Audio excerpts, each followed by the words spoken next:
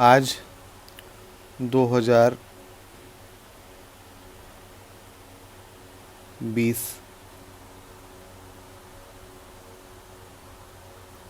का रिजल्ट आ गया है ना, जो है वो आ गया। फाइनल रिजल्ट है, इसमें ये पता चल गया कि कौन कौन टॉपर हैं और कौन किनका नहीं हुआ है सिलेक्शन, है ना। तो ये उनको बधाइयाँ जिनका सिलेक्शन हो गया है, और यदि आपका नहीं हुआ है अंतिम चयन, आपने साक्षात्कार दिया था और आपका चयन नहीं हुआ है, तो आप घबराएं नहीं, बस कुछ प्रयास और करें, थोड़ी सी तकनीक बदलें और आपका सिलेक्शन होगा ही होगा। क्योंकि आपने 2 सीढ़ियाँ पार कर ली थी, तीसरी सीढ़ी में आप रुक गए। कोई नहीं, 2 सीढ़ियाँ में जो दूसरी सीढ़ी होती है वो बहुत महत्वपूर्ण होती है, उसे अच्छे से पार करें तो आप पहुंच जाएंगे, है ना। यहाँ पे आपका नाम भी आएगा और आप इसके लिए तैयार हो जाएं, है ना। 10 अक्टूबर को प्री है, तो उस पे ध्यान दे दें और उसे पार करें, पहली सीढ़ी, उसके बाद दूसरी सीढ़ी, फिर तीसरी सीढ़ी के लिए दूसरी सीढ़ी पे थोड़ा प्रयास करें, थोड़ा हिचक तोड़ें, लिखने का प्रयास करें, ठीक है। तो वो चीज़ें हैं। तो यहाँ पे मैं कुछ चीज़ें आज जो आपसे डिस्कस करने जा रहा हूँ, वो कुछ इस तरीके की बातें हैं कि जो सामान्यतः पढ़ाई लिखाई से तो नहीं है, लेकिन यूपीएससी से ज़रूर संबंध रखती है, यूपीएससी की सिविल सेवा परीक्षा से ज़रूर संबंध रखती है। तो कुछ चर्चा कर लेते हैं। आपने देखा होगा कि जो इस बार के टॉपर हैं उनका नाम है शुभम कुमार, है ना, ठीक है। इनका चयन दूसरी बार हुआ। एक और नाम लूँगा आपके साथ, अनुदीप, 2017 के टॉपर हैं। इन्होंने भी 2 बार इसे निकाला, और कई ऐसे स्टूडेंट्स हैं या अभ्यर्थी बोल सकते हैं, पेरेंट्स हैं, जो कि जिन्होंने सिलेक्शन लिया है और कई बार लिया, मल्टीपल टाइम लिया है ना, मल्टीपल टाइम लिया। तो यहाँ पे सवाल ये है कि आखिर इनमें ऐसा क्या है जो ये मल्टीपल टाइम ले लेते हैं, और कुछ बच्चे जो हैं वो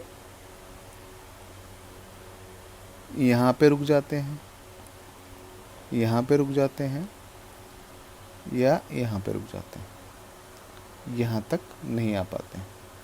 और कुछ बच्चे जो हैं वो यहाँ, यहाँ और यहाँ को मल्टीपल बार क्रॉस कर जाते हैं।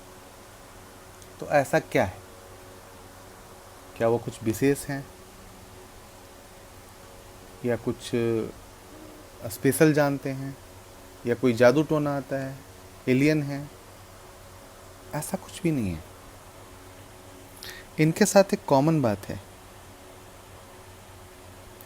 आप जब देखेंगे तो इनके साथ एक कॉमन बात है, इनके कंसेप्ट क्लियर हैं।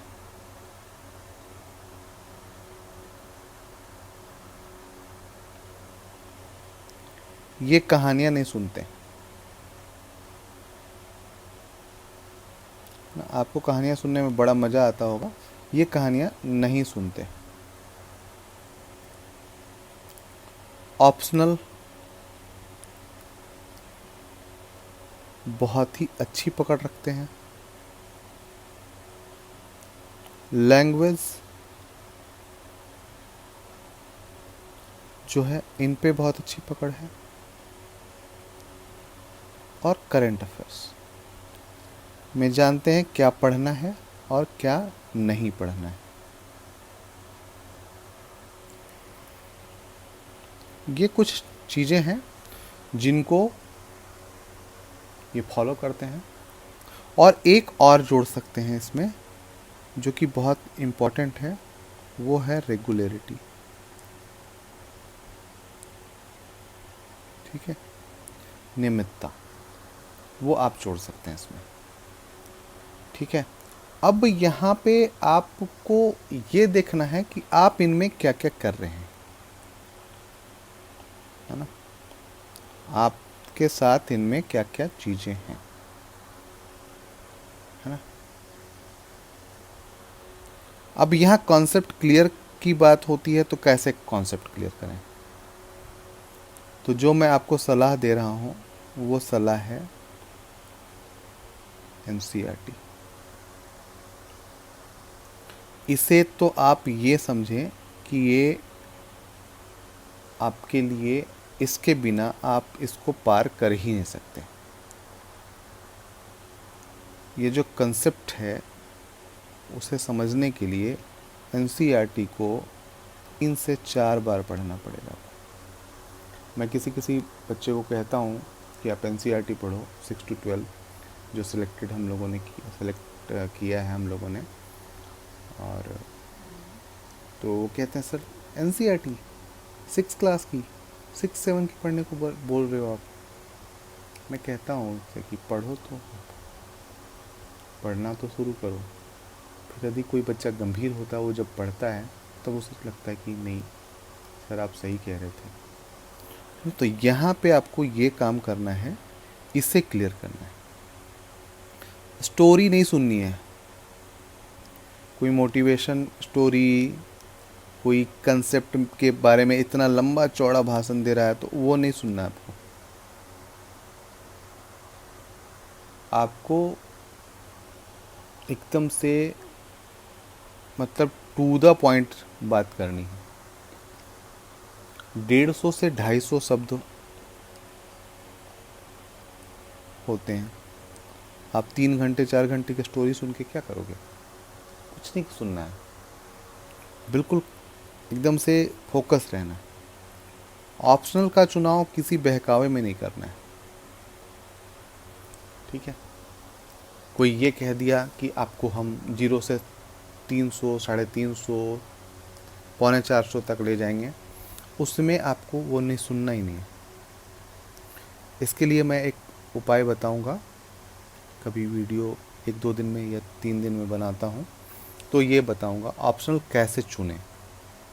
मैं कभी नहीं कहूँगा कि ये ऑप्शन ले लो या ये ऑप्शन ले लो। हाँ, आप कैसे चुनो इसके बारे में मैं ज़रूर सलाह दूंगा। अब आती है भाषा। भाषा में भी पकड़ होनी चाहिए, है ना। आप लैंग्वेज हिंदी का यूज कर रहे हो, इंग्लिश का यूज कर रहे हो, कोई भी मीडियम है आपका, उड़िया है, तेलुगु है, तमिल है, कोई भी है, तो आपकी पकड़ इसमें होनी चाहिए, है ना। ये नहीं कि हम कुछ भी लिख दे रहे हैं। यहाँ पे बहुत सारे बच्चे पूछते हैं कि सर व्याकरण में कितना शुद्ध होना चाहिए।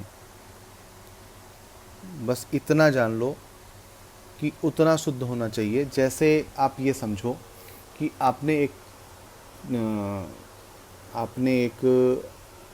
अपना टेबल सेट किया मान लो, और उस टेबल को कोई उसके सेटअप को बदल देता है, या एक चीज़ ऐसा बदल देता है जो जैसे ही आप नज़र डालते हो टेबल पे तो लगता है कि आप कुछ ना कुछ गड़बड़ है। भले ही वो एकदम से एग्जैक्ट नहीं पता कर पाते हो कि क्या है गड़बड़, लेकिन कुछ ना कुछ गड़बड़ है। सेम चीज़ें इसके साथ भी होती हैं। जहाँ पे आप लिख रहे हो वहाँ पे यदि किसी वर्ड में कुछ गड़बड़ किया है आपने, तो परीक्षक की नज़र सीधे वहीं जाती है। तो आपको ये भी देखना है ना,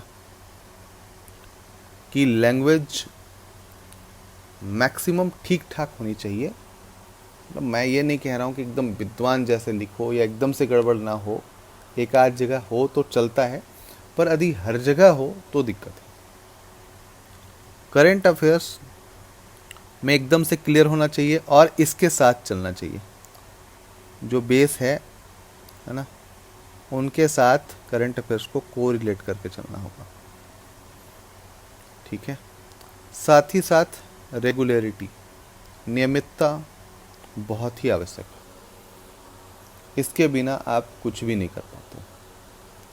इसके अलावा, है ना, इसके अलावा यदि कोई आपको गाइड मिल जाता है ना, कोई आपको गाइड मिल जाता है जो आपको हर कदम पे गाइड कर दे, या मेंटोर जिसे कह सकते हो, मिल जाता है जो आपके हर कदम पे गाइड करे, है ना, हर चीज़ पे, यहाँ पे यहाँ पे यहाँ पे यहाँ पे यहाँ पे यहाँ पे गाइड करे, तो आप इसकी सहायता ज़रूर लें।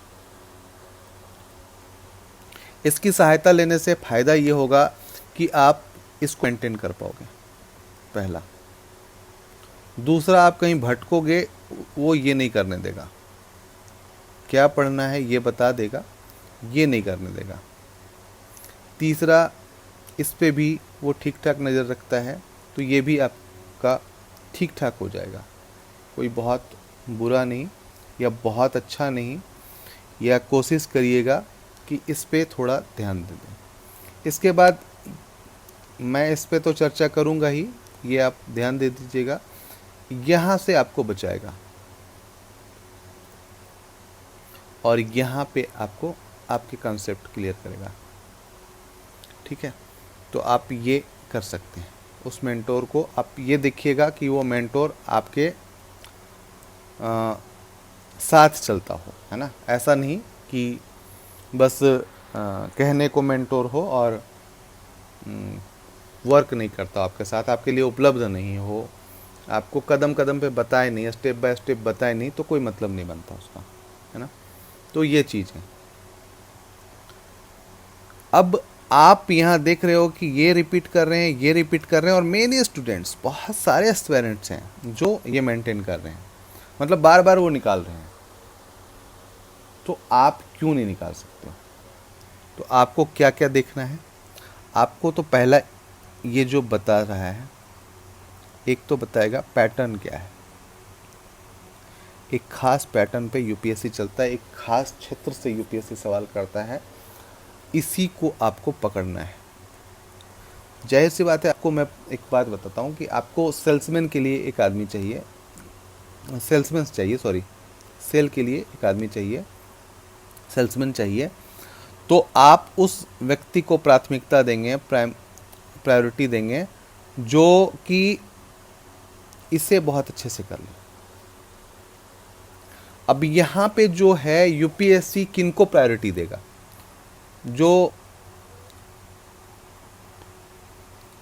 जो सिविल सर्वेंट बहुत अच्छे बन जाए, है ना, जो सिविल सेवक अच्छे बन जाएंगे तो उनको प्रायोरिटी देगा, है ना। तो ये हमें देखना है, और आपको ये महसूस करना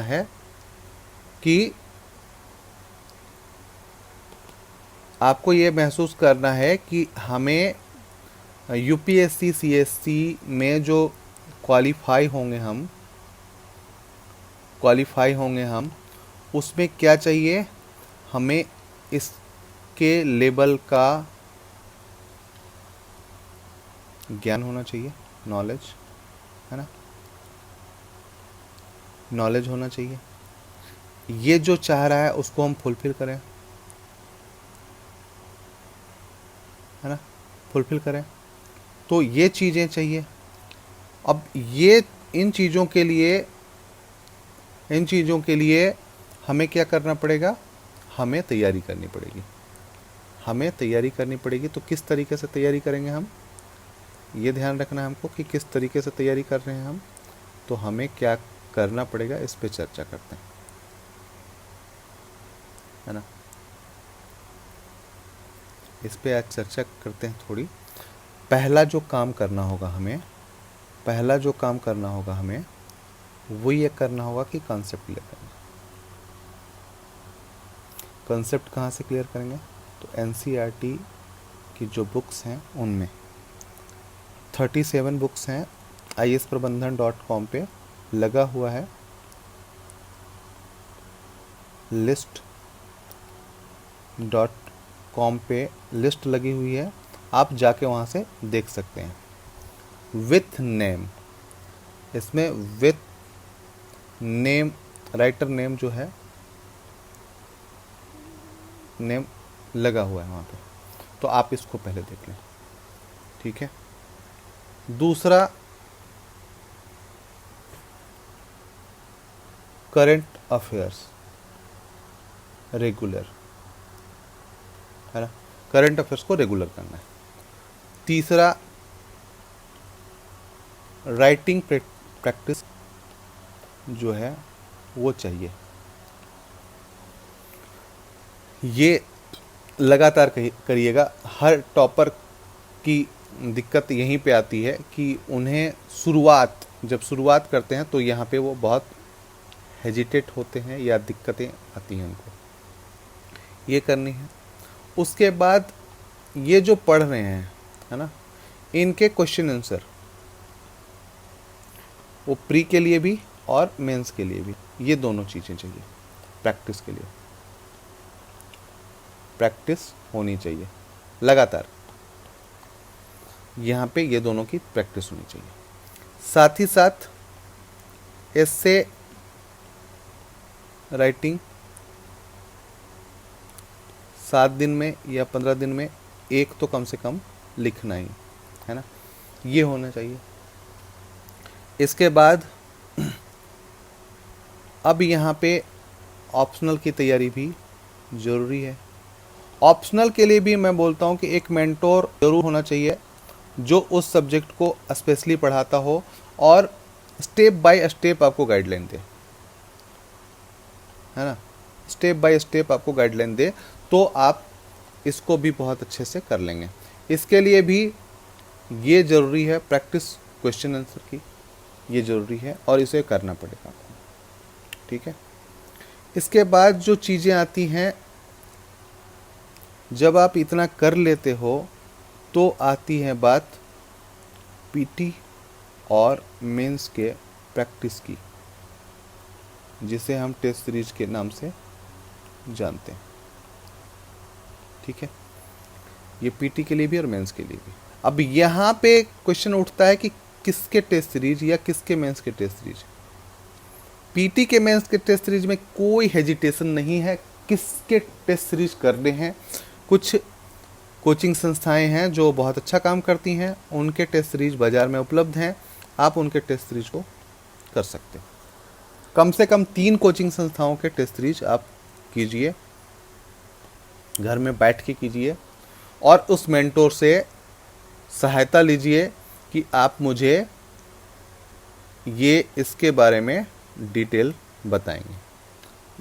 इसमें भी आप छांट के बताएंगे या चीज़ें जो समझ में नहीं आ रही हैं उनको भी बताएंगे। यहाँ पे भी आप जो मेंस की टेस्ट सीरीज देंगे या राइटिंग प्रैक्टिस जो करेंगे, इसके इवोल्यूशन के लिए सक्षम व्यक्ति से, है ना, सक्षम व्यक्ति कौन हो सकता है, तो जिन्होंने आईएएस क्वालिफाई किया हो या निकल गया हो, या कोई टीचर स्पेशली उसके लिए हो, तो आप उससे इसका इवोल्यूशन, है ना, कराएंगे। इवैल्यूएशन कराने के बाद आपको ये पता चलेगा कि हम कहाँ पे चूक रहे हैं, कहाँ पे चीज़ें गड़बड़ हो रही हैं।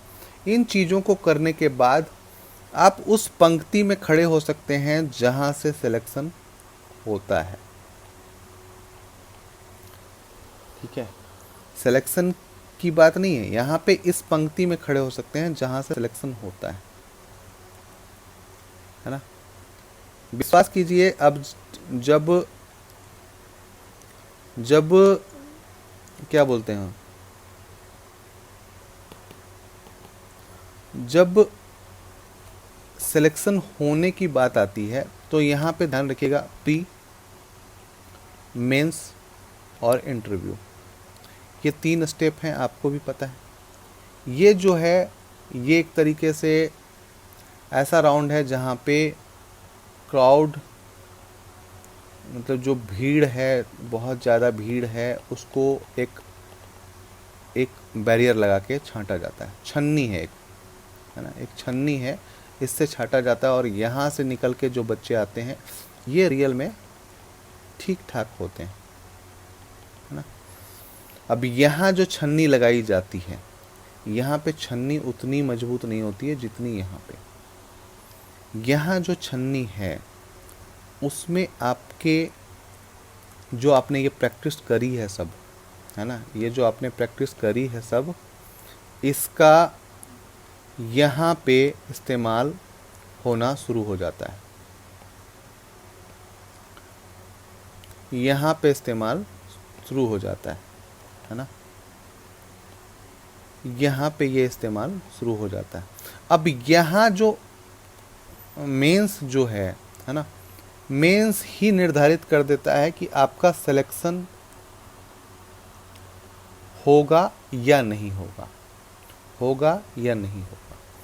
क्यों?